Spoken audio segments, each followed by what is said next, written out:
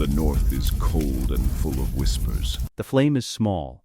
She carried it from a wall sconce near the servant stairwell, cupped it the entire way down with her palm, and now it lights maybe 4 feet in any direction.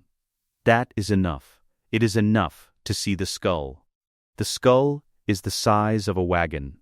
The eye socket alone is wider than her shoulders. Arya Stark has been inside the Red Keep for 2 months, and she has never once thought about the dragon skulls beneath it. They are old and dead, and adults are not interested in old dead things, which means the basement belongs to nobody, which means the basement belongs to her. She is not here for the skulls. She is here for the cat. Come out. Her breath mists. The stone down here is permanently wet. She can smell it, old river water pushing up through the limestone, salt and iron, and the faint rot of something that died near a drain 3 years ago and was never properly cleaned. Syrio says, "If I catch you, I can catch anything." The cat, gray, enormous, one-eyed, and apparently immune to persuasion, watches her from between 2 molars the size of her forearm. I am beginning to doubt Syrio. The cat turns, disappears into the dark behind the skull's jaw. There is a gap there. Narrow, the kind of gap that only exists because 2 enormous skulls fell at angles that left a sliver of space between them. She squeezes through sideways. Stone scrapes her left shoulder. The torch nearly goes out. She does not stop. On the other side, an alcove. She almost misses it because she is still watching the cat. But the cat has stopped. It is sitting 3 feet ahead of her, with its tail curled around its paws, watching the alcove the way cats watch things that have been sitting still for a very long time. Arya raises the torch. The alcove is carved. Deliberately, the edges are too clean to be natural. Straight lines cut into the limestone at precise angles, forming a space roughly the size of a traveling trunk. The kind of cut a mason makes when he is told to make it, and then told to stop asking why. At the base of the largest skull, where its jaw meets the floor, an iron box. She stares at it. It has been here long enough that the iron has rusted into the color of old blood. The latch is stiff. She kneels, sets the torch into a crack in the stone so the flame leans away from her, and draws needle. The blade is thin. She works it under the lip of the latch. The first attempt does nothing. The second produces a sound like a bad joint popping. The third opens it. Inside, 3 things. A scroll, rolled tight, sealed in red wax. The wax is held. The impression pressed into it is a crystal star, 8 points, the sigil of the High Septon of the Faith. Arya knows this seal. She has seen it on official documents in the Hand's Tower. It is the seal of a man who only lifts his pen for ceremonies that change the world. A book. Leather-bound, small enough to carry inside a riding coat. The clasp is carved from something dark, something she has only seen once before, in a ring her father showed her when she was 7. Dragonbone, he said, you can always tell from the weight and the color, the way it seems to drink the light rather than throw it back. And a dagger. The dagger is the 3rd thing, and she does not yet understand the dagger. So she sets it aside and picks up the scroll. She unrolls it carefully. The vellum is aged but intact, sealed against the damp by the box's grip. 2 columns of text, the left in a script she cannot read, curling and intricate. The right in common tongue. She reads slowly because her mouth gets ahead of her eyes when she is nervous, and she is trying not to be nervous. She reads the preamble. She reads the formal declarations. She reads the names of the parties joined in lawful matrimony by the authority of the High Septon of the Most Devout. Then she stops. Lyanna of House Stark. She reads it again. Lyanna of House Stark, daughter of Rickard, Lord of Winterfell, Warden of the North. She reads it a 3rd time. Then she reads the name above it. Rhaegar of House Targaryen. The torch flickers. Somewhere 3 floors above her a door opens and shuts. Someone laughs. The everyday noise of the Red Keep living its life over the top of this. She puts the scroll down. Picks up the book. Most of it is in Valyrian. She turns pages carefully, feeling the age in the parchment, until she finds a section where the handwriting changes. Looser, less formal. As though the writer had switched languages mid-thought because the language was easier to feel in. A boy, she reads, dark of hair and gray of eye as his mother, as all her kin. He carries the north in his face. She stops. She reads that again. He carries the north in his face. She picks up the dagger. The blade is not the color of regular steel. It is darker, not black, but the deep gray of river water before a storm. She turns it flat, holds it up between herself and the torch. Her own face looks back at her, wavering in the flame. Gray eyes. Dark hair.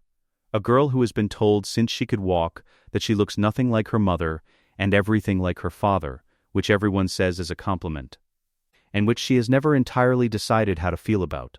She thinks about Jon, his face specifically, the way his forehead crinkles when he is working something out, the gray eyes, the dark hair that does exactly what hers does in rain.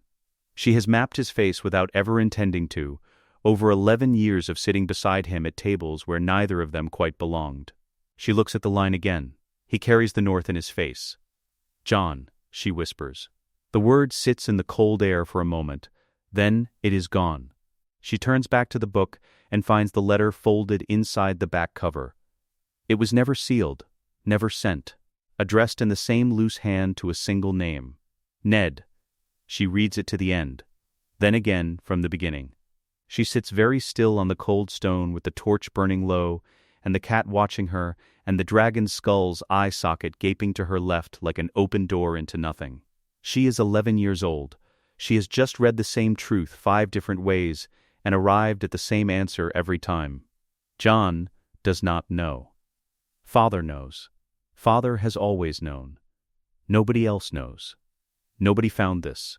Nobody could find this. The gap between the skulls is too narrow, the alcove too dark, the box too rusted to look like anything worth opening. Nobody except her. She starts moving. She is precise and quick. She refolds the letter, closes the journal, rolls the scroll back inside its seal. The journal goes inside her tunic, flat against her ribs. The scroll she wraps in the cloth she uses for cleaning Needle's blade. The dagger goes on her left hip, opposite Needle, and she adjusts her belt until the weight sits right. The iron box she leaves where it is. She picks up the torch. She looks at the cat. The cat blinks its one eye at her, completely unmoved by everything it has witnessed. "You're welcome," she says. She turns back toward the gap between the skulls. She goes through sideways, leads with her right shoulder, feels the journal press hard into her ribs as the stone narrows around her. The flame gutters and holds. She comes out on the other side into the vast dark of the skull hall. Row on row of dead dragon heads in the torchlight. Things that once burned cities to glass. Now just bone and shadow and the smell of old stone. She walks between them. Her footsteps echo off their teeth. She looks impossibly small in the space between their jaws. She does not look up at them. She is carrying something they never could. She does not run until she reaches the stairs. She takes the stairs at a run and stops dead at the top. Something is wrong with the light.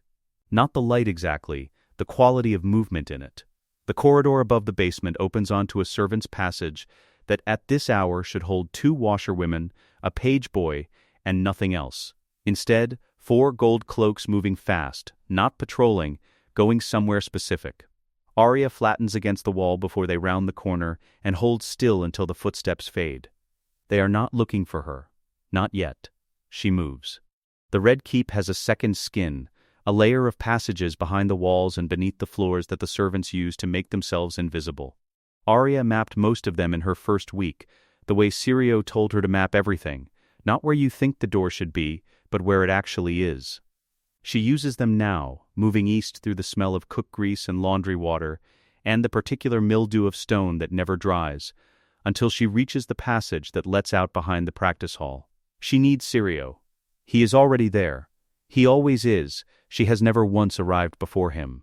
He stands in the center of the empty hall with his stick behind his back and his feet exactly shoulder-width apart, which is his resting position, which looks like nothing and is in fact extremely dangerous. He sees her face. He does not ask what happened. He waits. She tells him in 12 sentences. She is precise. The basement. The gap in the skulls. The box. Lyanna Stark's name on a marriage scroll. A journal. A dagger with Valyrian steel she is now wearing on her left hip. What all of it means. Syrio is quiet for a moment.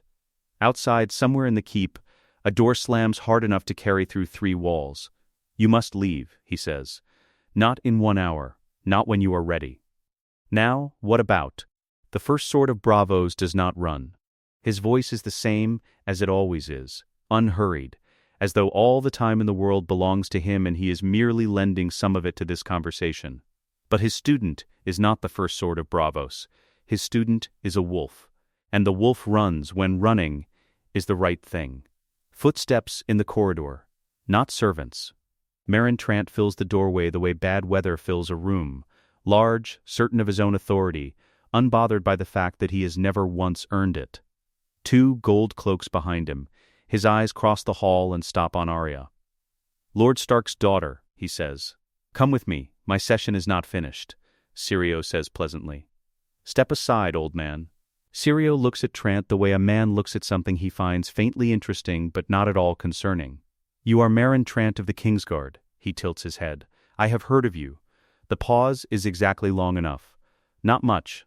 Trant's face does the thing stupid faces do when they are deciding whether they have just been insulted. Syrio looks at Arya. One look. The look she has learned over 2 months of early mornings with bruised knuckles. The look that means, stop thinking, and move. She moves. The door behind her is open before Trant registers she is no longer standing in front of him. She hears him shout. She hears the wooden stick connect with something at speed. She does not stop to learn what. She runs and she does not look back, and that is the last time she will see him. The servant tunnel exit is in the northeastern courtyard, behind a storage alcove that smells permanently of rendered fat. 1 guard. She clocks him through the passage crack before she pushes the door, young, 17 at most, standing with his back partly turned. Watching the far side of the yard with the posture of a man who has been bored for so long he has forgotten what not bored feels like. She pushes the door. 1 inch. 2. She slides through sideways, body against the wood, and she is almost clear when the hinge makes a sound like a question being asked. The guard turns. He sees a small figure in dirty servant clothes, something pressing against the front of the shirt, hair shorn close, eyes that are not a servant boy's eyes. His hand goes to her collar. Oi! She sticks him with the pointy end. It is not what she practiced. She practiced clean and controlled and aimed at the correct place. What she does is panic at close range. The blade goes in too low, above the hip and to the left, and she knows immediately it is not enough, because he makes a sound that is not a dying sound but a wounded one, and his grip on her collar tightens instead of releasing. She pulls needle back and does it again. She closes her eyes for the second one. His hand releases. She does not look at his face. She looks at the yard and she goes through it, and she runs. She gets 12 feet before her body makes the decision for her. She makes it to the wall behind the stable before she is on her knees, one hand braced against the stone, the journal jabbing her hard in the ribs, the contents of this morning's breakfast disappearing into the dirt. Her hands are shaking. The dagger on her left hip feels like it weighs 40 pounds. Stop it. Her voice inside her head sounds like her father's, which is not something she chooses. You can be sick later. Run. She straightens. She wipes her mouth on the back of her wrist. She runs. In the throne room, Eddard Stark is being brought to his knees. He has not confessed. He will not confess. His face is a wall, and behind it he is thinking about a child born in a tower in Dorne, about a promise, about how long a secret can hold when the whole world is working to break it open. He does not know that part of his secret is already running. Littlefinger stands at the throne room's edge the way he always stands at the edges of things, positioned to see all of it, seen by very few. Hands folded, face arranged into something that is not quite any particular expression. He is watching Ned Stark kneel. He is recording it. Then, peripheral movement. South doorway. A shape, small, fast, wrong for this situation. He tracks it for the 2 seconds it takes to disappear around a servant passage corner. He is quiet for a moment. He leans toward the man at his left elbow. Find out who that was, he says, barely above conversational, whatever they were carrying. He goes back to watching. The stable boy is asleep on a hay bale with his mouth open. Arya has been watching him for 3 weeks. The gray mare in the third stall is the fastest horse in this stable. She knows this from watching the exercise riders at dawn, clocking distances and return times. Watching the way each animal carried itself back through the gate. She has also fed this specific horse 3 stolen carrots through the stall gap over the past week, which probably does not make them friends but might make this less catastrophic. She gets the stall open. She gets the bridle on.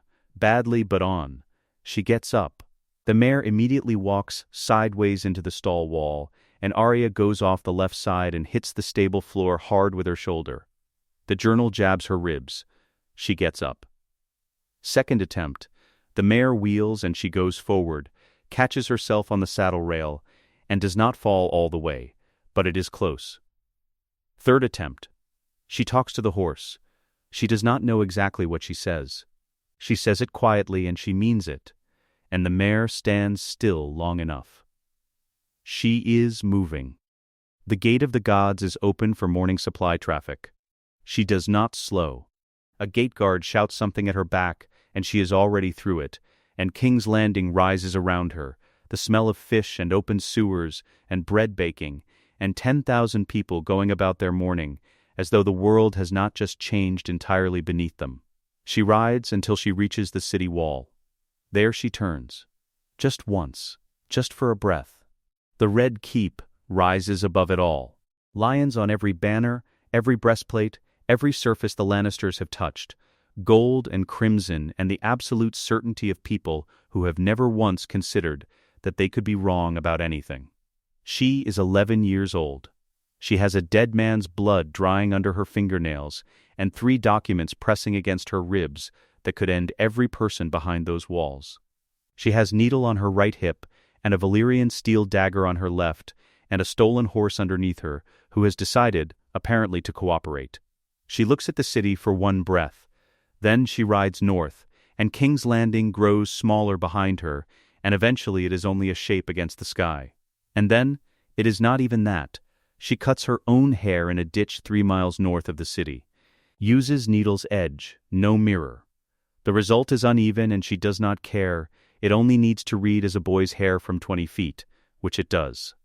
She buries the gold court brooch in the soft earth and covers it with leaves. It was worth something. She does not have time to find a buyer, and she has learned in the last 4 hours that carrying obvious valuables is a way to become a person who gets stopped. At the first village she trades a silver hairpin for a rough wool tunic, a boy's, and traveling, breeches a size too large. The innkeep's wife who makes the trade looks at her a moment too long. Orphan, Arya says. Voice flat. Northern, nothing else. Going to my uncle, in the neck. Father's dead. The woman takes the pin and does not ask anything more. She is airy now. She has been Arya Stark for 11 years, and airy for 20 minutes, and already she can feel the difference. The way Airy holds her shoulders, rolled slightly in, slightly smaller. The way Airy does not look at anyone long enough for them to find something in her eyes. On day 3, a raven crosses overhead heading north. Just one, moving fast above the tree line. She watches it until it disappears. She hopes it is hers. Yoren's Night's Watch party is half a day ahead of her. She spots the black cloaks from a hilltop on day 4 and immediately pulls the mare to a walk. She knows exactly what those cloaks mean, and she knows exactly what to do with them. Lannister soldiers on the road will have already stopped them, checked their faces and their documents, decided they are not what they are looking for, and waved them through. She stays half a day behind and passes through the same checkpoints in their wake, clean, already cleared by association. She never joins them. She never lets them see her. Yoren rides north, not knowing he has a shadow. On day 7, a village has been searched. She reads it before she reaches it, the inn door standing open in cold weather that should have it shut, a woman sweeping ash from her threshold, who stops sweeping when she hears hoofbeats and stands very still until Arya has passed. Every man of fighting age either absent or clearly accounted for. The small folk faces she passes have the particular flatness of people who have learned very recently that the wrong expression at the wrong moment has consequences. The war has started. Not the war between lords with armies, the older, quieter war, the one that runs underneath all the others and never appears in any song. She rides through without stopping. The Crossroads Inn is too busy. Lannister soldiers at every table, questioning travelers in the practiced way of men who have done it long enough to be bored by it, but not long enough to quit. Arya waters the mare and buys bread at the kitchen door, and is almost clear when the captain spots her. He is not suspicious. He is simply thorough, which is worse. "Where are you headed, boy the neck?" Eyes low. Ares eyes. "My uncle. Father's dead." He looks at her. He looks at needle on her hip, slim, short, the grip wrapped in rough cloth to make it look older and cheaper than it is. He reaches for it anyway. Her right hand closes on needle's hilt. Her left drifts to the dagger. She draws neither. She stands with both hands on both weapons and her face completely empty, and she lets him decide. He looks at her for a long moment. Something in his eyes moves, some small calculation. He releases the hilt, waves her through. She does not exhale until the inn is 40 yards behind her and the road curves out of sight. Then she exhales. Her left hand is shaking against the reins. She holds the leather tight until the shaking stops, which takes longer than she would like. She finds the girl on day 22, in a village that does not appear on any map anyone important has ever drawn. What is left of the village is 3 walls and ash. The inn sign is still hanging by one chain over a doorframe that no longer has a door. The smell of wet burned wood reaches her before the building does, a smell she will not be able to forget no matter how many years pass or how much else she eventually carries. The girl is sitting in the middle of the floor that used to be the inn. She is Arya's age, dark-haired. She is not crying. She is past crying. Arya can see that from 20 feet. The particular stillness of someone who has exhausted every version of that response and arrived at the place on the other side of it where there is nothing left but existing. She is just sitting in the ash. Arya pulls the mare to a stop. She sits there for a moment. She has half a day's food left, and the next village is 3 hours north, and she does not know what condition it will be in when she arrives. She knows all of this clearly. She dismounts. She takes the food from her saddlebag. She walks across the ash floor and sets it down beside the girl without speaking, because she cannot think of a single word worth saying. The girl looks at the food. She looks at Arya. Something passes across her face that is not yet back to being an expression. Arya gets back on the horse. She rides north. After a while she thinks, I am doing this for Jon. The whole road, all of it, is for Jon. Then she thinks, it is for her too. For every person who burns, because lords need somewhere to fight their wars. The second thought does not arrive as a choice. It arrives already true. She watches the twins for a full day before she moves. The crossing has 2 towers and a gatehouse, and Frey guards who are neither organized enough to be fast, nor relaxed enough to be careless, the worst kind of obstacle. She times the supply cart intervals from a willow thicket on the south bank. She counts guard rotations. She sleeps 3 hours in the ditch and wakes stiff and cold and certain. At the 2nd hour past midnight, she finds a northbound supply cart at the southern approach and gets underneath it. She locks her arms around the axle frame, wraps her legs around the undercarriage iron, and presses her cheek flat against cold metal. Needle jabs into her side at an angle she cannot adjust without moving. She does not move. The guard at the gatehouse holds a torch up to the cart's load. Canvas, crates, he waves it through. On the north bank she drops into the mud. She lies there face down. Mud in her mouth. River smell. Cold that reaches into her bones and takes up residence. The cart rolls away from her into the dark. She laughs. Silently, face pressed into the riverbank, ribs aching against the frozen ground, she laughs until she cannot. She is in the north. Robb Stark's raven arrives at dusk, bearing a seal pressed in wax, a direwolf, too small for an official stamp, the kind a sword pommel makes. He reads it twice. He calls for his mother.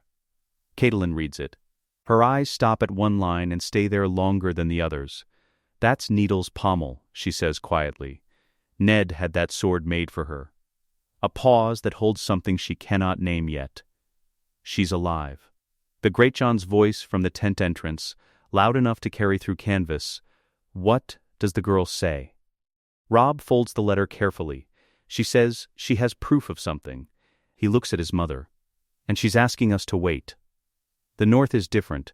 She feels it before she can say what it is. The sky sits higher, or she sits taller in it, the trees older, the light through the clouds carrying a quality the south never managed. Her shoulders come down from around her ears. She breathes through her nose without thinking about it. She did not notice she had stopped doing that until she started again. A maester in a village near the neck's edge is old and northern and asks nothing. She dictates a second raven to Robb, longer this time. She tells him what the documents are. She tells him Jon is who their father has been protecting since before she was born. She tells him she is coming. Tell no one until she is standing in front of him. She seals the letter with needle's pommel, the direwolf biting into the wax. The maester sends it. He does not ask her name or what the proof is. He is northern, which means he understands that some things travel faster when fewer mouths carry them. She thanks him. She rides. On day 48 she crests a ridge, in gray afternoon light, and there it is, Moat Cailin below her, ancient and ruined and enormous, its broken towers rising from the marshes like the fingers of something buried long ago. Around it in every direction, tents, cook fires, wolf banners snapping in the cold. 10,000 northern men assembled and waiting for a war that has not yet told them its real name. She stops the mare at the top of the ridge. She looks at it for a long moment. All of it. The scale of what has been moving while she has been moving. Then, she rides down. The outer picket guard is a Mormont man. She can tell by the bear on his chest. And he has the particular look of someone who has been standing in the cold for 6 hours and would like very much for that to end. He holds up a hand before she can stop the horse herself. Camp's closed too. I'm Arya Stark of Winterfell. Her voice is flat and certain, and she does not dress it with anything extra. I have a message for my brother, and it is not for your ears. Get me Robb. The man looks at her. At the half-dead horse. At the sword on her hip, and the dagger on the other side, and the state of her, 8 weeks of road ground into her face, and her clothes, and the darkness sitting under her eyes. He goes and gets Robb. Robb comes through the camp at a run, and she knows he has been told almost nothing, because his face hasn't decided what it is yet. He stops when he sees her and for a moment doesn't move at all, and then he crosses the distance and pulls her off the horse, and holds her the way he held her when they were small, and she had fallen from somewhere she had been told not to climb. She lets him. For a moment. Then she steps back. I need you to listen, she says. I need you not to say anything until I'm done. And I need everyone in that tent already assembled. Arya, Robb. She looks at him directly. Please. He looks at her for a long moment. Then he gives the order. The command tent holds 8 men and her mother, and Arya is the smallest person in it, by a considerable distance. The Great Jon alone takes up the space of 2 ordinary lords. He fills the left side of the tent with his presence the way a standing stone fills a field, immovable and faintly alarming. Beside him, Roose Bolton sits with his hands folded, and his face arranged into an expression of mild, watchful patience that does not quite look like patience if you know what you are looking at. Mage Mormont. Galbart Glover. Others she knows by sigil, rather than face.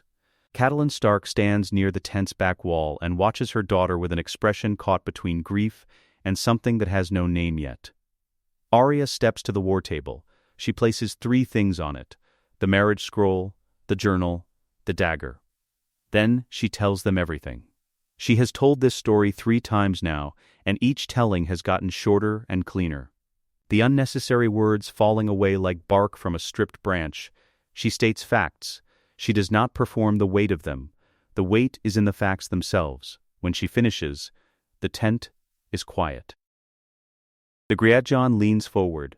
He picks up the scroll with hands that could close around a man's skull, and he reads it the way a man reads who does not read often, but means it completely when he does, slowly, with the full attention of someone who understands that getting it wrong has a cost.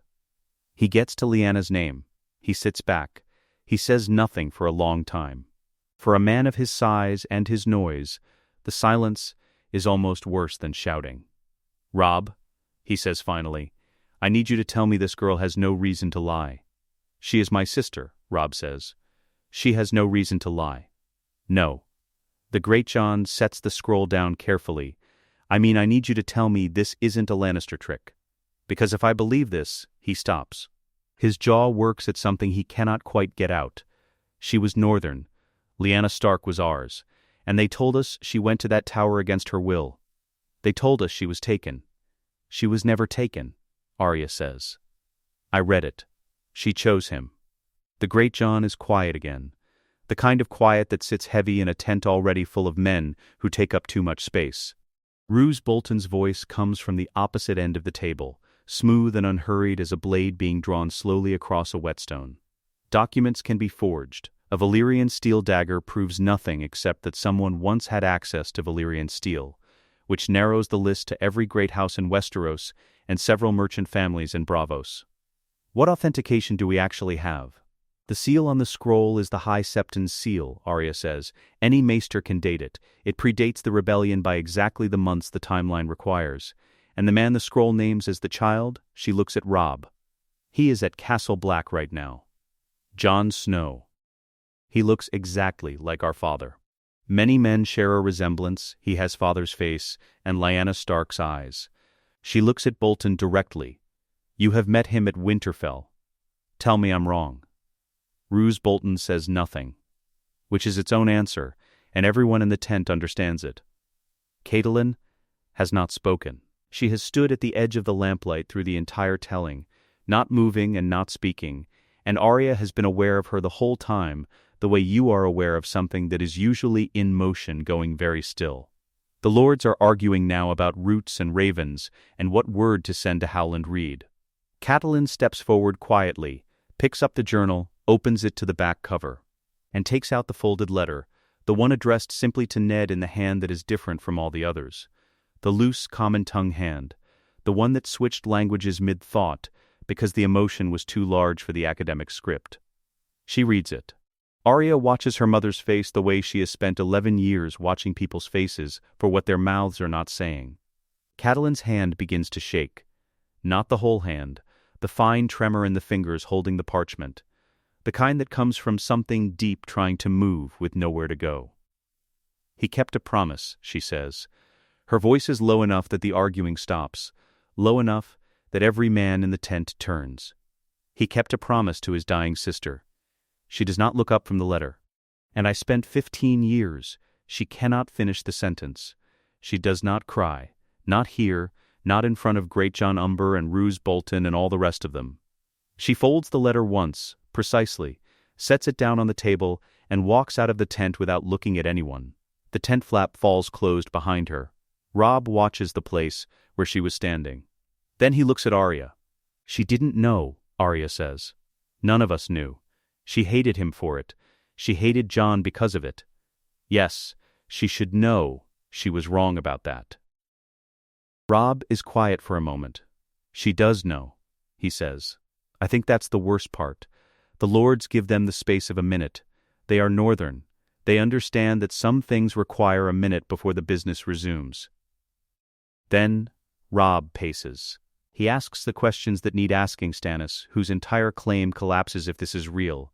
Renly, who will want to know what is in it for him before he commits to anything. Tywin Lannister, who will call it a forgery the moment the word reaches Casterly Rock and will have men moving before the Raven's body is cold. And Ned, still in the cells of the Red Keep. Still alive because the Lannisters have not yet determined what precise use to make of him. What if Jon refuses? Galbart Glover says. What if he sees those documents and wants no part of it? He won't, Arya says. You sound certain of something you cannot know. I know him. She pauses. And we are going to tell him what they have done to Ned. Robb picks up the Valyrian steel dagger. He holds it flat in his palm the way she held it in the basement 7 weeks ago, turning it so the lamplight moves across the blade's dark surface. He is quiet for a long moment. A Targaryen blade, he says. He doesn't know he's Targaryen. He's about to find out. Robb sets the dagger down. He looks at his bannerman, at the empty space near the tent's back wall where his mother was standing, at his sister, 11 years old, who rode from King's Landing alone through enemy territory and brought him the thing that rewrites everything. We ride for the wall, he says. The council assembles at first light. All of them this time. Every lord with a voice in this war, every captain commanding more than 500 men. They come into the tent in ones and twos, stamping cold from their boots, breath clouding in air that has not yet decided whether to warm. They arrange themselves around the table and they wait. Catelyn Stark arrives last. She has slept, or she has made herself look as though she has slept, which requires a different kind of effort and may in fact be harder. She is composed. Careful. Something has shifted in the way she carries herself, not broken, not visibly broken, but like a shelf that has had weight placed on it that will not be removed. She stands to the left of her son and does not look at the document still on the table. Robb stands at the head of it. This is the moment where, in a different morning, a different version of this war, he would accept what they came here to give him. The lords have been moving toward this for weeks. She can feel it in the way they arrange themselves facing him, with the particular posture of men preparing to give something and expecting it to be received. He lets them wait for a moment. "You came to name me king," he says. "I won't take that name." The tent is very quiet. There is a king already. He does not say it loudly. He does not make it large.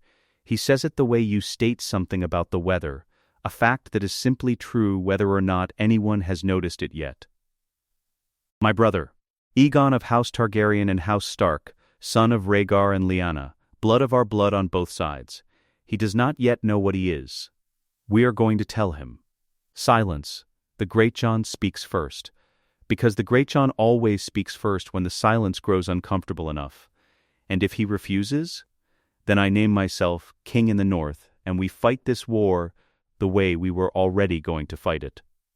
Robb looks at him steadily. But he won't refuse. You're certain of that? I know him. Roose Bolton has not moved. He sits with his hands folded and his pale eyes moving between the documents on the table and Robb's face, calculating something he does not share with the tent. The Baratheon brothers will not simply stand aside, he says. His voice carries no particular emotion about this, the way a surgeon's voice carries no particular emotion about a wound. Stannis has been building his claim since Robert's death. Renly has the Tyrells. An announcement made without proper authentication is simply an announcement that can be called a lie by anyone with an army and a reason to call it one. That's correct, Catelyn says. Her voice is steady. Every word chosen with the care of a woman who has decided, overnight, that she cannot afford to be anything else. The documents must be authenticated before any of this reaches the Riverlords or the Baratheons. If we make this announcement and it is challenged before a maester has verified that seal, it won't be challenged, Arya says. Every head in the tent turns. She is standing near the entrance, small in the space the way she was small in the Red Keep's corridors. And in both places she sounds larger than her size suggests she should. It won't prove false, she says. But I agree with her. Authentication first. Which means Howland Reed. Reed is the only man alive who watched Ned Stark walk into that tower in Dorne and knows what he found inside it. His word requires no document, no seal, no maester's verification. It requires only that he speak. Robb writes the Raven himself, in his own hand, short enough to carry on a single strip. He does not explain everything. Greywater Watch is a moving castle, and ravens find it unreliably, and a letter that reaches the wrong hands cannot be unread. Ned's secret. Does it concern a child born in Dorne? Answer by return Raven if you are able. Robb Stark, Lord of Winterfell. He sends it. Catelyn sets the condition before anyone asks whether there is one. We do not move until Reed confirms. Any of us. We prepare. We plan. We saddle horses and sharpen steel and organize every rider we will need. But we do not march on Castle Black until we know. She looks at Robb. Agreed. Robb agrees. 1,000 horse. Not the whole northern host. The infantry and the siege equipment stay at Moat Cailin under Galbart Glover, who does not argue but asks 3 separate times whether Robb is completely certain.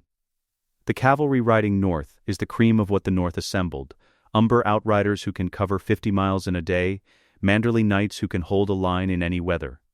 Robb's personal guard who would follow him off the edge of a map. Robb is organizing the column near the horse lines when Arya walks up and stands beside him. "I'm coming," she says. "You've already. I am the witness." She does not raise her voice. She does not need to. I am the one who found the proof and carried it here, and can describe in exact detail where and how and what each document says, and what any maester will find when he verifies that seal. If Jon has questions, and he will have questions, I am the one who can answer them. She looks at him. I go. He looks back at her. At his 11-year-old sister, who rode 6 weeks through a country at war with a Valyrian steel dagger on her hip, and arrived looking like something the road had finished with and discarded, and who is currently giving him an expression that would stop a charging horse in its tracks. He doesn't argue. The Raven arrives at dusk. They are half-saddled when the maester comes running from the rookery with the strip of parchment. The message is short enough to read in the time it takes Robb to pull off one riding glove. He reads it once. He reads it again. He passes it to Catelyn without speaking. She takes it. She holds it under the last of the grey light and reads the cramped old handwriting of a man in a moving castle who has been holding a secret for 15 years and has just been given permission to confirm it. What Ned told no one, I saw with my own eyes. Go, and go quickly. Read. She holds it for a long moment, longer than it takes to read it twice. The paper does not move in her hands, because she is holding it still, deliberately, the way you hold something still when you do not trust your own grip. God, she says softly, not as an oath, as a recognition, the sound a person makes when something impossible for 15 years becomes, in a single strip of parchment, simply true. The sound of a weight she has been carrying in the wrong direction finally turning around. She folds the letter once and gives it back to Robb, and returns to her horse without another word. The set of her shoulders when she walks says everything about what it costs to keep moving forward when the ground beneath you has permanently shifted. Robb stands in the cold with the parchment in his hand and the camp burning behind him in the dark. We ride at dawn, he says. They move when the sky is still more gray than blue. 1,000 horse, and 1 girl, and 1 lord who turned down a crown so a better one might exist. The wolf banners catch the first light coming off the horizon, dark gray against pale gray. And the ground is frozen hard under the horses' hooves, and the sound carries far in the cold, still air, a low rolling thunder moving north through the last of the dark. Arya rides near the front, close enough to Robb that she could reach across and touch his arm if she wanted to. She does not look back at the camp as they leave it. She did not look back at King's Landing when she left it. She did not look back at the burned village, or the Crossroads Inn, or the south bank of the Twins. She has not looked back at anything since this began, and she does not intend to start now. The road north opens ahead of them, and they ride into it, and the thunder of 1,000 horses carries across the flat frozen ground and disappears into the distance. And the wolf banners move north through the morning toward the wall. He had not expected the wall to give him anything. He had gone north because there was nowhere else for him. No place a bastard without a mother's name could be anything except a problem for people who already had too many. He had gone to serve, and to disappear, and to stop being Ned Stark's shame. Instead, the wall gave him Sam Tarly, who was afraid of nearly everything, and possessed more quiet courage than most men Jon had ever seen. It gave him Gren and Pip, and the peculiar brotherhood of men who had failed at everything else, and found that the watch required only that you show up. It gave him Mormont's eye, which was not a comfortable thing to be under, but was at least honest. It also gave him a conversation with Sam that he had not expected to find so difficult to shake. Jon had resented the steward's assignment. He had wanted to be a ranger. He had said so to Sam, in the cold of the yard after the assignments were read out, and Sam had looked at him with the expression he wore when he was about to say something obvious that nobody else had noticed yet. "You're the Lord Commander's steward," Sam had said. "You'll eat with him, attend his meetings, ride with him." He doesn't do that with men he considers unremarkable, Jon. A pause. He's not hiding you, he's teaching you how to lead. Jon had not answered. He had spent 3 days turning it over before he understood Sam was right. He is standing at the weirwood now, beyond the wall's shadow, with Sam beside him and 8 other recruits arranged in the cold. The godswood here is smaller than Winterfell's. One tree, ancient, its carved face, worn by centuries of weather into something more suggestion than feature. The septon is speaking the words. Jon has them memorized already. Night gathers, and now my watch begins. He hears the horses before anyone else does. It is not the sound of patrols returning. It is too many, too fast, too deliberate. He turns his head and looks south. A Lyser thorn reaches the ramparts first. He looks south, and he sees what is coming, and his face does the thing it does when the world is not behaving correctly, which is most of the time. Close the gates, he says. The gate guards look at each other. They are northern men, many of them. They know the banners. I said close, open them. Mormont's voice from behind him, carrying with the ease of a man who does not need to raise it to be heard. He looks past Thorn at the gate guard. In the name of all the gods, Alliser, let's hear what 1,000 Stark riders want before we antagonize them. The Night's Watch stands apart from. The Night's Watch stands in a castle in the middle of nowhere, and it would like to continue doing so. Mormont looks at the gate guard. Open them. The gates open. The riders pour through, and the courtyard fills with horses and wolf banners, and the noise and heat of a moving army finally stopped. The Night's Watch recruits press against the walls and watch with expressions that range from confusion to naked awe. These are real soldiers, not criminals who took the black to avoid the rope, not younger sons with no better options. These are men who came north to fight something. Jon comes through the godswood gate still holding the ceremony in his head. He sees Robb first and his mind does something strange, some stuttering failure to understand how that is possible, and then he sees Arya. She has dismounted. She is walking toward him through the crowded yard, and she looks like what she is, a child who has crossed a continent and aged 10 years doing it, the dark circles under her eyes and the road still in the lines of her face. And something else in her eyes that was not there before and will not leave.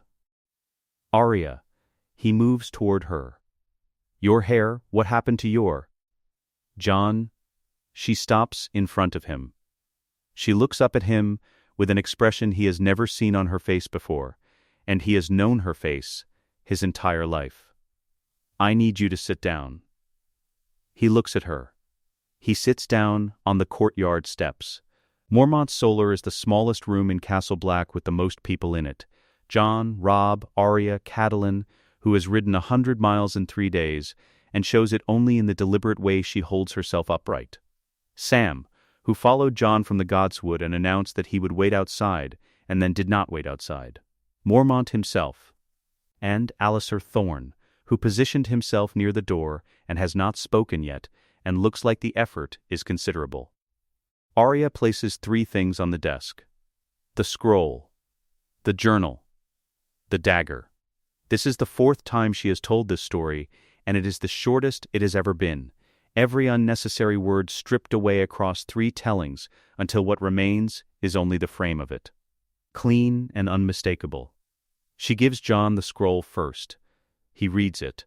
She gives him the journal and opens it to the page with the common tongue handwriting and puts her finger under the line. Dark of hair and gray of eye, as his mother, as all her kin. He reads it twice. She gives him the letter. The one addressed to Ned in the loose hand, the one that was never sealed and never sent. He reads it twice. Then he puts it down on the desk and looks at Robb. You're not my bastard brother, Robb says. You're my cousin. And you're the king. Jon Snow does not rise. He does not reach for anything. He does not say anything at all for a very long time. Sam is holding himself very still in the corner, his hands pressed flat against his thighs, his eyes moving between Jon's face and the documents on the desk. Thorne's jaw is working. Mormont is watching Jon with an expression that might be the closest thing to satisfaction that a man of his particular character allows himself. Ned Stark knew, Jon says finally. He knew since before you were born, Arya says. He let me go to the wall. He was protecting you. He didn't know what else, he thought. He thought the wall was safe. Not bitterly. Quietly, the quiet of someone who has just understood something that has been true the entire time. He thought if I was hidden enough. Far enough north. Behind enough ice. He looks at the letter on the desk. He kept a secret for 15 years. And now, it's killing him. He's not dead yet, Robb says. Jon looks up. The Lannisters have him in a cell. He hasn't confessed. He's still alive, because they haven't decided what to use him for. But without something to change that calculation, without a king to bargain with, Jon says. Yes, the solar is very quiet. Outside, the sound of the riders settling, horses being watered, the business of 1,000 men arriving somewhere. If I go south, Jon says. He stops. He starts again. If I go south as whatever this says I am, does Ned live? It gives us something they cannot ignore, Robb says. Proof that their claim is built on nothing. Proof that what Ned knew was real.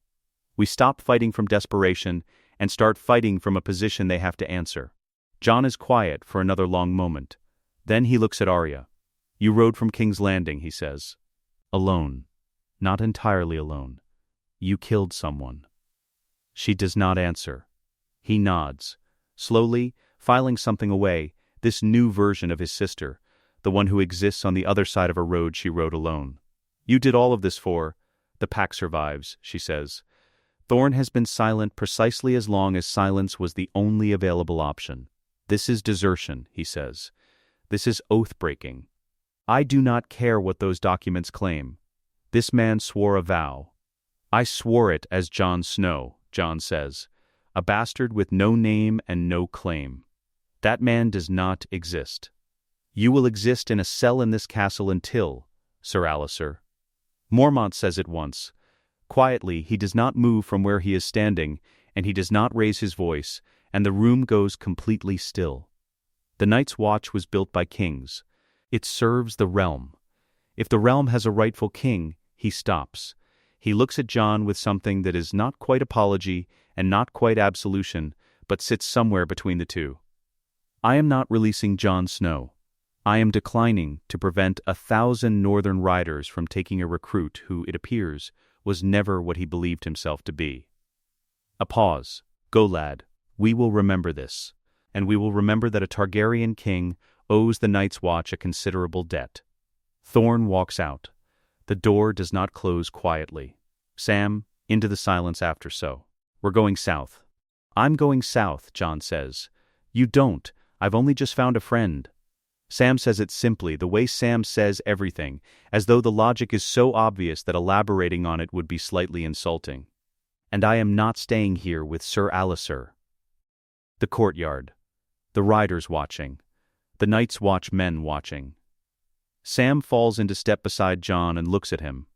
You can't march south in those. Jon looks down at himself. The black wool. The crow stitched at his collar. He reaches up and takes the cloak off. Underneath, a gray wool tunic. Northern old, the one he wore from Winterfell the day he left. He never stopped wearing it underneath. I was always colder without it, he says, almost to himself. He walks through the gate of Castle Black. The gray tunic catches the cold morning light, and the wolf banners move around him, and the wall rises behind him enormous and white and permanent. He does not look back at it. He does not announce himself. That is the first thing Robb's captains notice about him. Not the Targaryen claim, not the documents that have begun traveling ahead of the column in raven messages and camp gossip, and the 1,000 small ways that a secret becomes a rumor becomes a fact. Those things are noticed and discussed and debated around cook fires from here to the neck. What the captains notice, because they are men who pay attention to captains, is that the new member of the command structure watches before he speaks. He walks the drill lines in the morning. He watches the formations, the cavalry exercises, the way the Umber Riders and the Manderley Knights coordinate or fail to coordinate at the narrow crossings the road offers them. He asks questions of the men, not the lords, specific questions quietly posed to the sergeants and the outriders, and once to a farrier who had spent 40 years shoeing horses for Northern cavalry and knew more about the terrain ahead than anyone in the command tent. He takes notes. He comes to the command tent the following morning and speaks. "The wedge is wrong," Jon says. The command tent has 6 men in it, and at least 4 of them are significantly larger than Jon, which does not appear to concern him. He has a map on the table and his finger on the river crossing 3 days ahead. "We're planning a standard cavalry wedge for the crossing," he says. "The formation is too wide for what the banks allow. The front riders will clog the approach. The column behind them will compress and lose momentum. By the time the third wave crosses, we'll have lost the surprise the speed was supposed to give us. Robb, we've used this formation at every crossing since the neck. I know. It's worked. Because the crossings were wide enough and the opposition on the other bank was light enough. This crossing is different." Jon's finger moves. The banks narrow here, which means the Lannister commanders on the other side have already identified it as a natural choke point. They will be waiting for exactly the formation we're planning. "What do you suggest?" Jon explains for the better part of an hour. The tighter wedge. The advance outriders clearing the bank before the main column commits. The timing adjustments. Robb listens. He is skeptical, not hostile, but skeptical. The way a man who has won every engagement he has fought is skeptical of being told to do it differently. He tries it on drill the next afternoon. His best cavalry officer finds him afterward, a Manderly knight named Sir Wendell, who has 30 years of river crossings in him. "He's right, my lord," Sir Wendell says simply. "About all of it." Late at night after the camp is settled. The command tent empty except for Jon and Arya, and a map of King's Landing she has drawn from memory on 3 sheets of parchment stitched together with thread she borrowed from the camp seamstress. It is detailed. More detailed than Jon expected when she unrolled it. Every patrol route she memorized during her weeks at court. Every servant corridor, marked with dotted lines. The positions of the gold cloak posts she observed from windows she was not supposed to be looking out of. The stable layout, the gate mechanisms she studied, the guard rotations she timed by counting her own footsteps. Jon looks at it for a long time. He makes notes. He does not say anything for a while, and when he does, it is not what she expected. "You watched all this while you were at court?" Syrio said always see what's actually there, not what you expect to see. He sounds like a good teacher. The best. A pause that is very small, but holds a lot inside it. He didn't come out. She does not look up from the map. He stayed so I could go through the door. I don't know what happened after I ran. I couldn't go back to find out. She is quiet for a moment. He would have wanted to see this. The map. He would have said something about it in that voice he had. What voice? Like everything was simultaneously obvious, and the most interesting thing he had ever encountered. She taps a point on the map. This passage here. Between the stable and the east tower. It's the one gap in their patrol coverage. I counted it 3 separate times. Jon looks at it. He makes a note. They work until the candle is too short to read by. The argument about Tywin happens on the 8th day. Robb's instinct is the frontal assault at the Trident crossing. It is a good instinct. He has good instincts. Fast and confident, and usually right. It has won him every engagement since the war began. The Lannister force at the Trident is 30,000, Jon says. Tywin chose that position. He did not arrive there by accident or retreat. He moved there deliberately, which means he has looked at every approach we might take and prepared for each one. He will be ready for the frontal assault, because the frontal assault is what the situation appears to demand. We've broken Lannister lines before, Robb says, against Lannister commanders. Tywin Lannister is not a Lannister commander. He doesn't think like a lord who happens to command an army. He thinks like a general who happens to be a lord. There's a difference, and it matters. Jon looks at the map. He will expect the charge. He will be ready for it. He will not be ready for something that doesn't come at him from the front. We don't have enough riders to split the force and maintain strength on both flanks. We don't need equal strength on both flanks. Jon looks at him. We need positional superiority. We send the main body at him directly, enough to hold his attention, make him commit his reserve. And while he's committed, the flanking force hits his supply line from the upstream ford. His supply line. He has 30,000 men. He needs his supply line more than he needs his left flank. When it goes, he has to choose between holding position and withdrawing. He cannot do both. Robb looks at the map for a long time. "Where did you learn this?" he says. Not doubtful, genuinely curious. Jon considers, Castle Black. You fight with what you have, or you die. And we never had enough for a frontal assault. Ravens arrive, 3 of them, from 3 different directions, within 2 days of each other. The first carries a letter from Renly Baratheon's camp, charming, well-crafted, wrapped in enough diplomatic language that it takes 2 readings to locate the actual content. A suggestion of mutual non-interference. Assurances of goodwill. Nothing committed, nothing refused.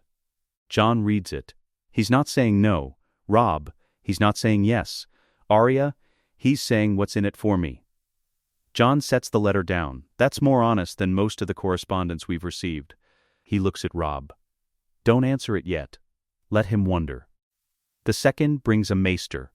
Not a letter, a maester, riding under a neutral banner, requesting to inspect the documents. Stannis Baratheon, checking the law before he decides what the law requires him to do. Let him, Jon says. Let him take the time he needs. When it's verified, he'll decide what his honor demands. And Stannis Baratheon has never in his life done anything other than what his honor demands. Is that good for us? Robb asks. If the documents are real, yes. Jon looks at him. Are the documents real? Yes, then it's good for us. The third is not a raven. It is a report from Outriders. Tywin Lannister has moved the bulk of his force to the Trident. He has sent no envoy, no letter, no diplomatic overture. Tywin does not negotiate from losing positions, and he has not yet determined that he is in one. Arya has the banner made in the camp, paid for with the last brute she carried out of King's Landing, gold, court-made, worth more than the seamstress has probably seen in a year.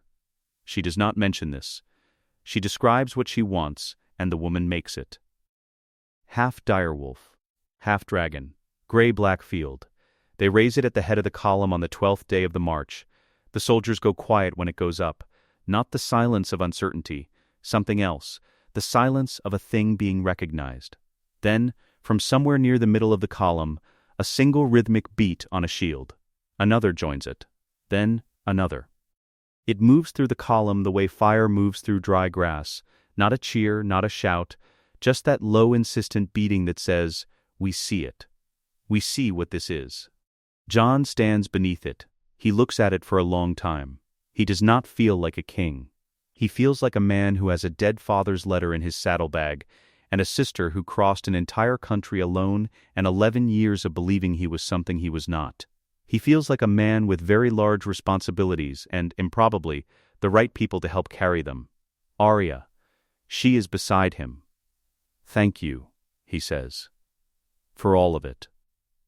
She looks at the banner, the direwolf and the dragon, stitched together on gray-black cloth, catching the cold wind off the hills. "Don't thank me yet. We still have to win. We'll win."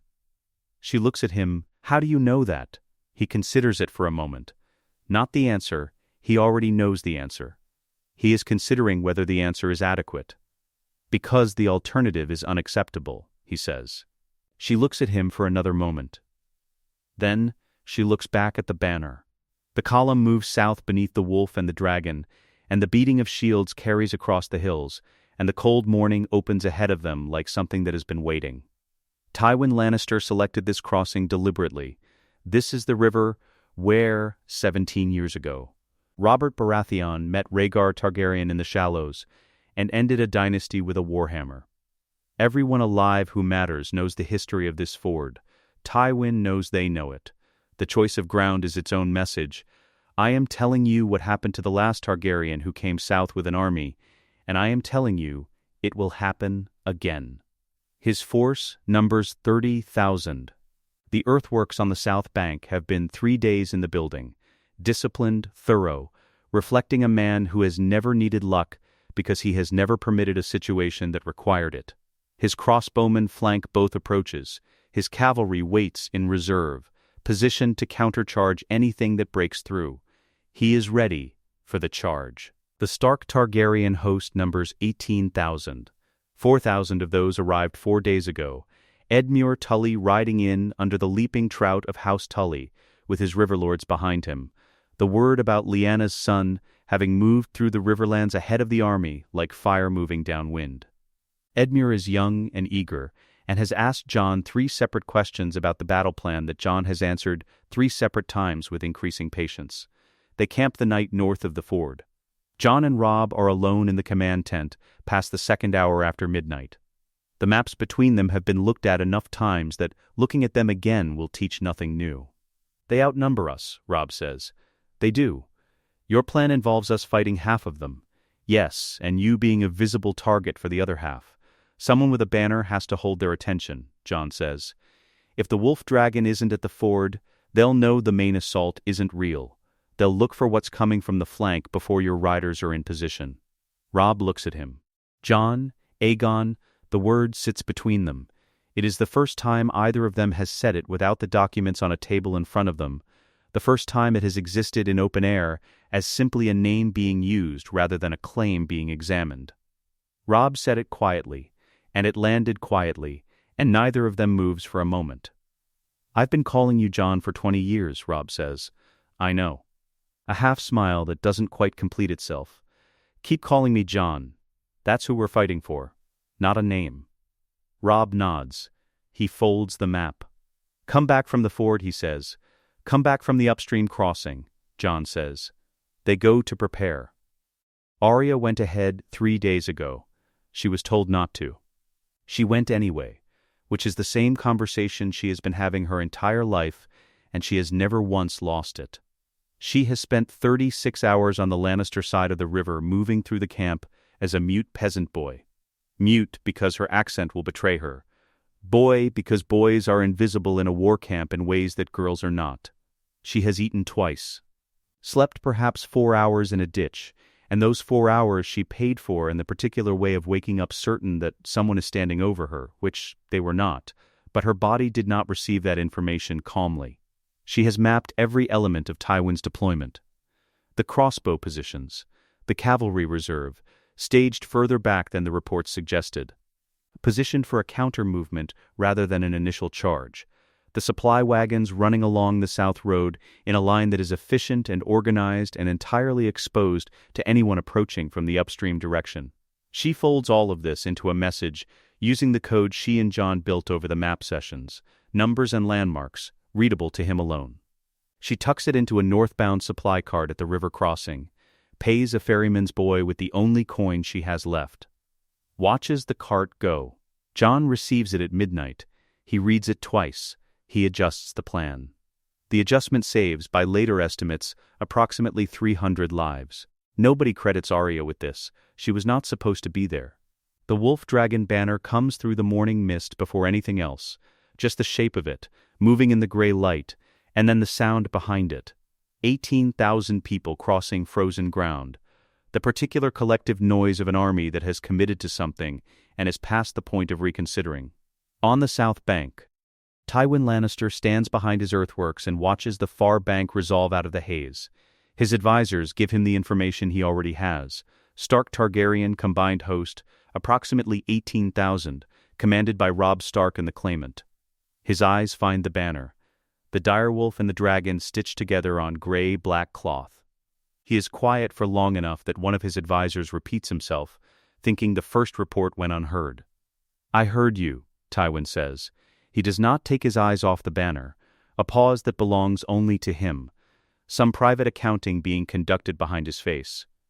I wondered, he says almost to himself, the flatness of a man filing something away rather than being surprised by it, when that name would resurface. My lord? Nothing. Hold the earthworks. Jon does not charge. That is the first thing Tywin's commanders have to recalibrate. The assault at the ford is not the cavalry thunder they positioned for. It is archers and disciplined infantry probing the earthworks, pressing the crossbowmen on both flanks without overcommitting. A sustained engagement that demands Tywin's attention without giving him the opportunity to end it with one decisive counterpush. It is, by design, inconclusive. Every Lannister eye is on the wolf dragon banner. Jon is making himself into the story of the battle, offering himself as the obvious threat, and Tywin, who is too experienced to ignore the obvious and too intelligent to trust it entirely, gives the ford enough attention to prevent a breakthrough while he watches for what is actually coming. Arrows find Jon's vicinity 3 times across the morning. Twice, they find the men beside him. The third time, one passes close enough to his left ear that he registers it as sound before he registers it as movement. He does not move from the front of the line. He stays where the banner is, and the banner stays where Tywin's eyes are. Midday, the screaming starts behind Tywin's position. Not in front, where Jon is pressing, but south, where the supply road runs exposed between the riverbank and the tree line. The Outriders come back with what Robb's 3,000 cavalry have already made a fact: the upstream ford, the supply wagons, the organized and entirely vulnerable line that feeds 30,000 men. Tywin does not break. He is not capable of breaking in the way that word usually means. The panic, the collapse, the rout. What he does is colder and more frightening. He conducts a withdrawal, organized, professional, the core of his army moving south in good order, while the rear guard holds the earthworks long enough to mean something. He abandons the siege equipment. He abandons 8,000 men who cannot be extracted before Robb's riders close the road, and who will by nightfall have made their choice between surrender and the alternative. He retreats toward King's Landing with 22,000 soldiers who are diminished but not finished. He has simply relocated the problem, and everyone on both sides of the river who understands Tywin Lannister understands that he knows exactly what he is doing. Robb finds Jon on the north bank 2 hours after the last Lannister rearguard quits the earthworks. Jon is standing near the water watching the cleanup, the sorting of wounded from dead, the collection of abandoned Lannister equipment, the grim accounting of what a battle costs regardless of who wins it. His left arm has a cut across the forearm, not serious, which he has not had looked at. "You made yourself a target," Robb says. I needed his eyes on the banner. If he'd looked north too soon, he might have seen the upstream ford before your riders were in position. What if they'd put an arrow through you? Jon considers it fully, without rushing. Then the battle would have been about vengeance, and this army would have fought twice as hard. Robb looks at him for a long moment. "You think like a king. I think like someone who read too many histories of dead kings." A pause. They made identifiable mistakes. I tried not to repeat them. They find Arya behind the broken Lannister line as the last light drops gray. She is alone and alive, and she has 2 more deaths to account for than she had that morning, both necessary, neither clean. She is sitting in the frozen grass with her knees up and needle across her thighs and her hands resting still in her lap. She is not hurt. She is quiet in the specific way of someone who has done something that cannot be undone, and is living in the first moments of understanding that it will stay with them. Jon sits down next to her in the grass. He does not say anything useful, because there is nothing useful to say. He does not say anything at all. He sits. After a while she says, "I keep adding to the list." He does not ask what list. He has known Arya Stark her entire life. "I know," he says. They sit in the dead grass while the cleanup finishes around them and the cold comes up from the river. And neither of them moves until there is nothing left to watch. Tywin Lannister reached the city with 22,000 soldiers and closed the gates behind him. The White Harbor fleet sealed the bay 3 days later. The combined host camps on the northern approach, wolf banners and dragon banners and Tully trout, spread across the flat ground before walls that have never fallen to a siege, and were built by men who intended to keep that record.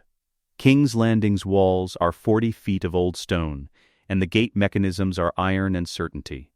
Inside, Tywin's force has had time to resupply from the city's stores, reposition, and remind itself that it is not defeated, it is simply repositioned behind something impassable. The small folk are rationing and frightened and growing angrier by the day at whoever is outside the walls making them do it. A siege could take months. Ned Stark does not have months. Every day of siege is also another day for Stannis to finish his deliberation, Another day for Tywin to write letters and call in debts and arrange whatever response he is already arranging. Another day for the city's hunger to become the host's problem instead of the Lannisters. "We need to open those gates," Robb says. The War Council is quiet in the way war councils go quiet when everyone knows the problem and nobody has the answer. "I know the tunnels," Arya says. She explains it clearly. The underground passages, the drained cistern that surfaces inside the castle walls, the Gate of the Gods and its mechanism, the gear lever, the chains, the drawbridge that opens the northern approach. She has drawn it twice in the map sessions with Jon. She knows where the guardhouse sits and how many men it holds in siege conditions and where the ventilation grate is in the roof. Jon? Absolutely not. Who else? Not a question. Name me someone who knows those tunnels. Name me someone who can pass as a servant inside those walls in the dark and reach a gate mechanism and operate it alone. Catelyn, this is not something we can ask, Mother. She looks at her directly. I've done it once. I can do it again. The difference is this time I'm opening a door instead of running through one. Jon looks at her for a long moment.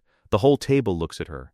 She is 11 years old, and she is the only person in this tent who has been inside those walls in the last 2 months, and she knows it, and they know it, and the knowing sits between them uncomfortable as a blade. "I name you Arya Stark of Winterfell," Jon says. His voice is quiet and very deliberate, the formality of it unexpected enough to make the tent go still. 11 years old. Who has already done more for this family than any of us have any right to ask. "Then stop asking," she says. "And let me do one more thing." He looks at her for a long time. Long enough that Robb shifts in his seat, and Catelyn's hands tighten on each other, and Sam, who has attended every war council because no one has successfully prevented him, looks at the floor. "Come back," Jon says. "That's the only condition. You come back." "I always do," she says. She goes in alone at midnight. The tunnel entry is where she left it, the drain outlet below the river wall, accessible only at low tide, covered in the kind of growth that makes it invisible from 20 feet and impassable from 5, without knowing what you are looking for. She knows what she is looking for. The underwater passage is 10 feet long and entirely dark and cold enough that the first second of it drives the breath from her body in a way that is not voluntary. She does not stop. She pulls herself through by touch, by the memory of the iron rung she marked with a scratch from needle's tip, the day she first found this passage. By the knowledge that it ends and that stopping before it ends is worse than not stopping at all. She surfaces in the drain cistern on the castle side. She pulls herself out onto stone that smells of old water and rust, and the particular damp of a place that has not been properly cleaned since the dynasty that built it ended. She lies still for a moment.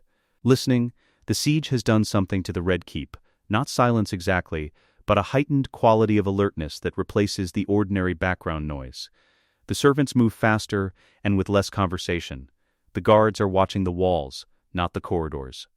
Everyone who lives inside this castle has been doing the specific mental work of reminding themselves that the walls are thick and the gates are closed, and they are therefore safe, and that work takes enough attention that it leaves less for anything else.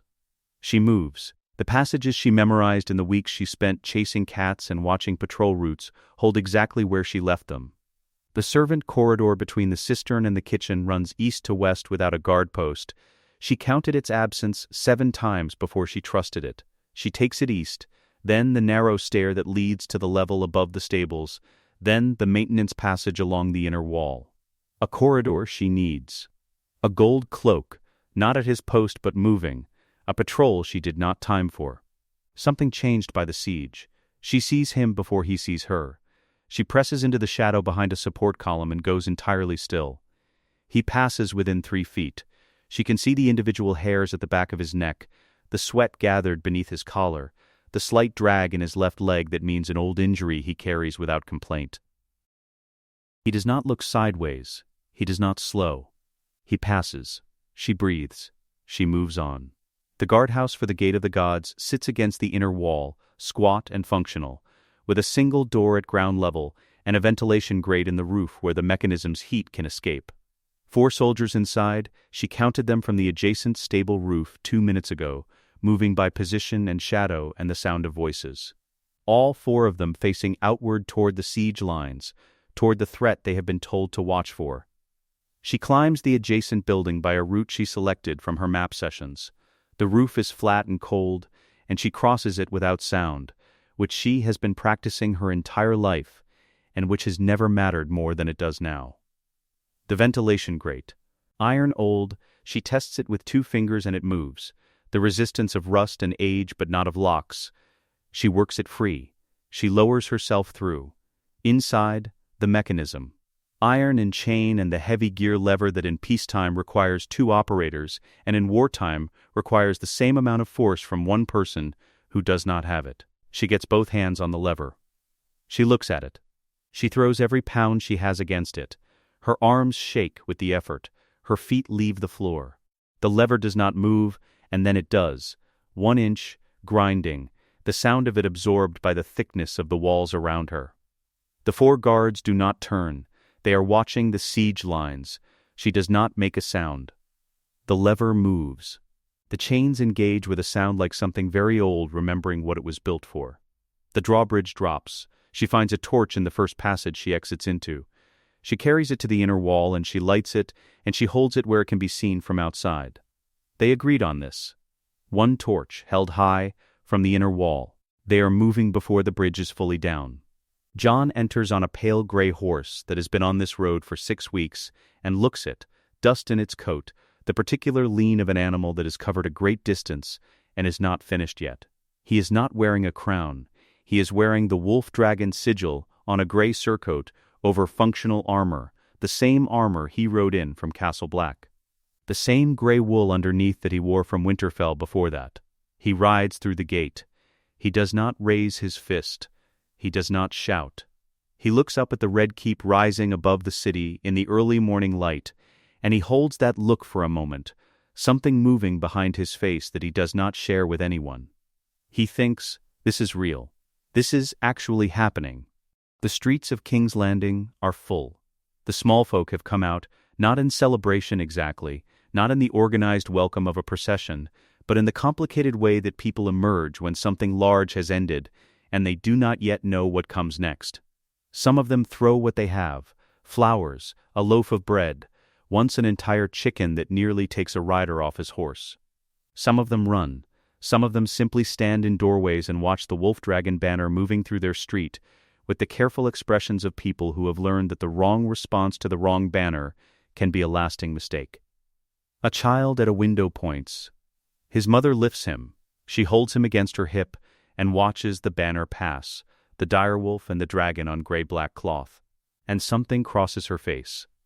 Not celebration, not quite hope. The particular expression of someone who has been waiting for a thing to end and is now living in the first moment of its ending, which is not the same as relief but is adjacent to it. Jon rides under the banner of ice and fire through the streets of King's Landing toward the Red Keep. Arya watches from the mouth of a side street as he passes. She is the only person in that street who came out of the Red Keep instead of waiting outside it.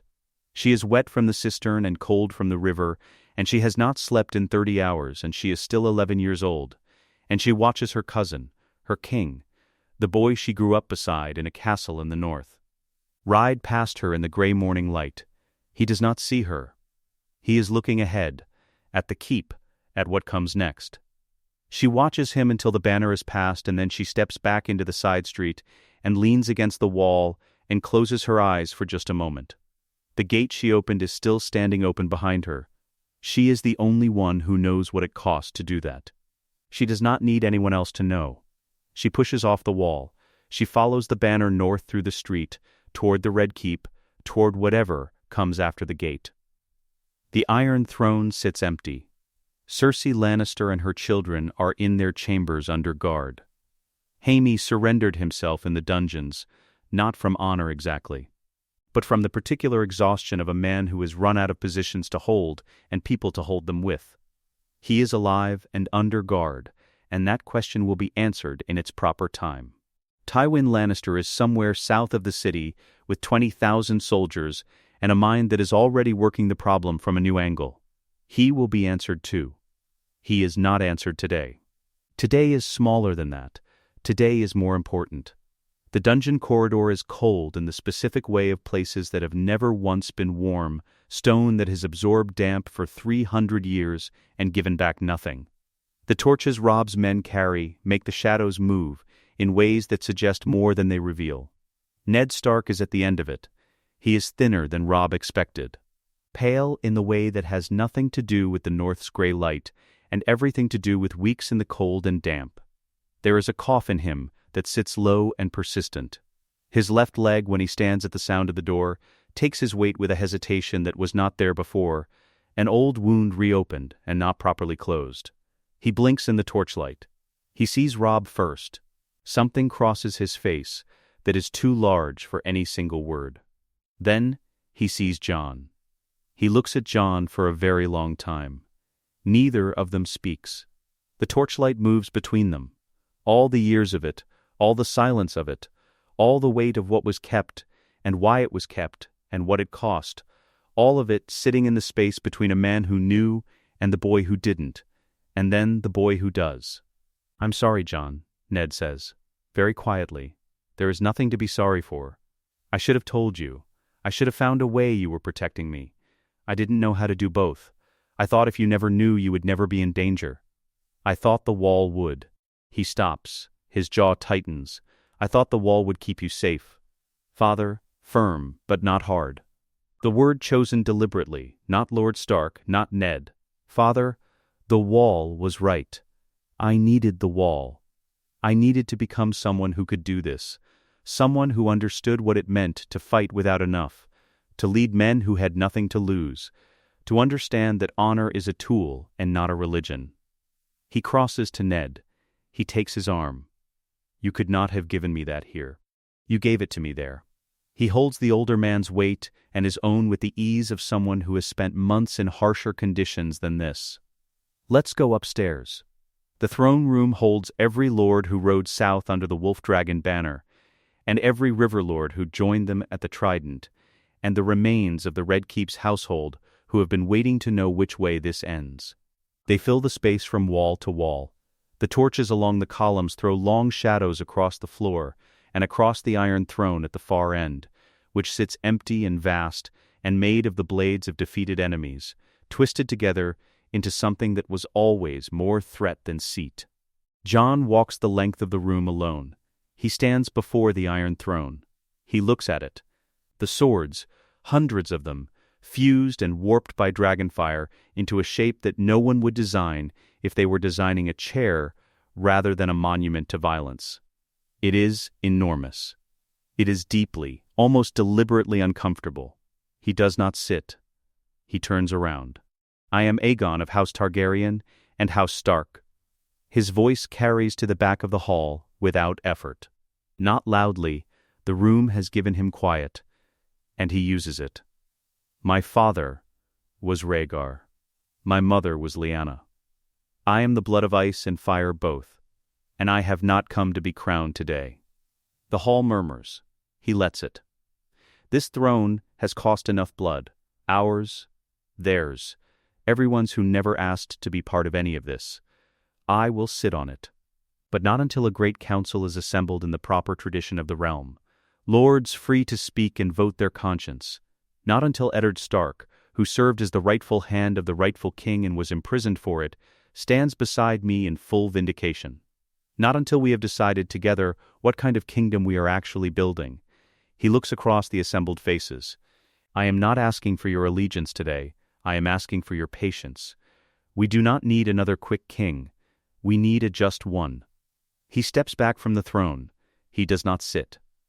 Joffrey is brought forward between two northern guards. He is 13 years old, and he is performing bravery with everything he has, and it is not enough. The performance keeps slipping, a tremor in his jaw he cannot control. The way his eyes move to the exits and find wolves at all of them. He still talks. That is the only language he has ever truly mastered, the language of declaration and contempt, and he uses it now because it is all he has, and because stopping would require him to understand what is happening. Jon walks to him. He stands close. He looks at him without anger, which is somehow worse than anger would have been. Joffrey, quiet, precise. You came to the throne on a lie. You arrested the man who discovered that lie. You intended to execute him for discovering it. A pause. Do you deny any part of this? Joffrey says something terrible. He always does. By the laws of this realm, Jon says, the punishment for falsely claiming the Iron Throne is death. He turns. The room is completely still. Lord Eddard Stark served as hand of the rightful king. The authority to pass that sentence belongs to him. I am offering it. Ned is leaning on Robb's arm near the side of the hall. He looks at Joffrey for a long moment. He looks like a man deciding something that costs him even now, when it should not cost anything at all, because he is the kind of man who cannot stop weighing things. I would have him tried, Ned says. Judged by a proper council. Given the process the law requires. I would. Lord Stark's mercy is his own. Jon's voice is quiet and final. I do not share it. The judgment is mine. He draws the Valyrian dagger. He holds it for a moment. The dark steel. The weight of it. The blade that crossed a continent inside a girl's belt and changed everything it touched. Then he turns and holds it out to Arya. The room goes absolutely still. She crosses to him from the back of the crowd. She takes the dagger. She holds it flat in both hands, the same way she held it in the dragon's basement when she looked at her own reflection and understood what she was looking at. She looks at Joffrey. He is not performing anymore. He is 13 years old and he is afraid in the way that is finally completely real. Arya looks at Jon. She hands the dagger back. Do it the Stark way, she says. Jon Snow does not gloat. He does not make a speech about justice or legacy or what this moment means. He does not draw it out.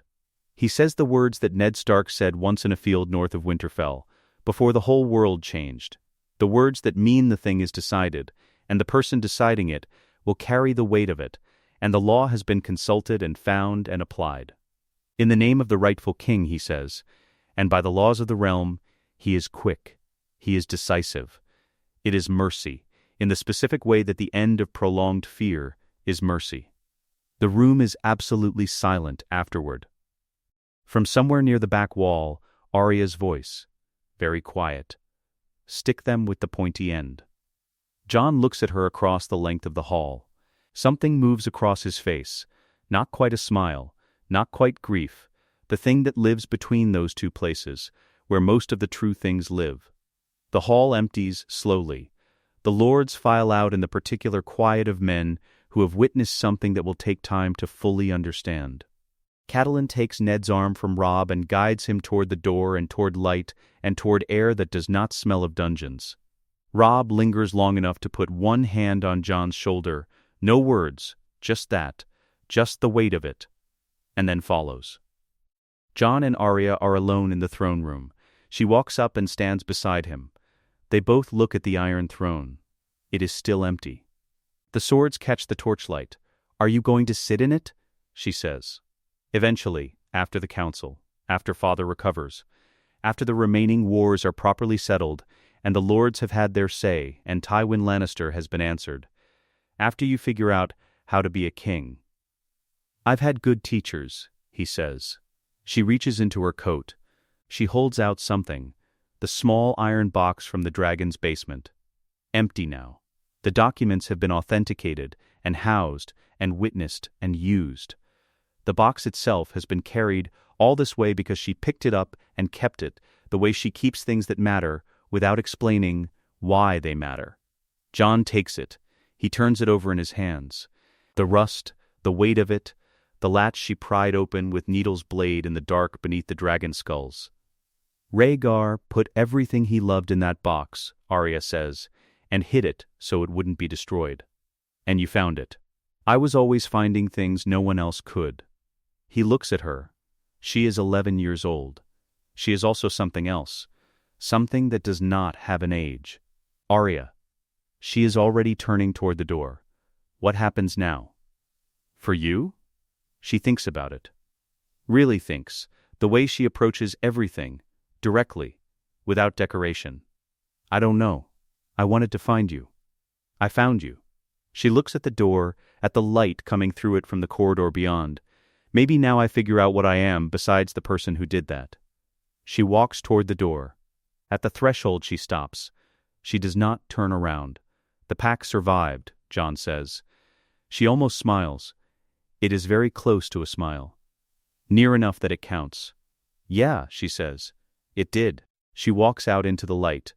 The Iron Throne sits empty behind Jon. He does not sit. He stands in the quiet of the room that started all of it. The wars, the crowns, the secrets, the dead. And he looks at it for a long time, with the iron box in his hands. Then he follows his sister into the light. Let us know what you'd like to see next. The end.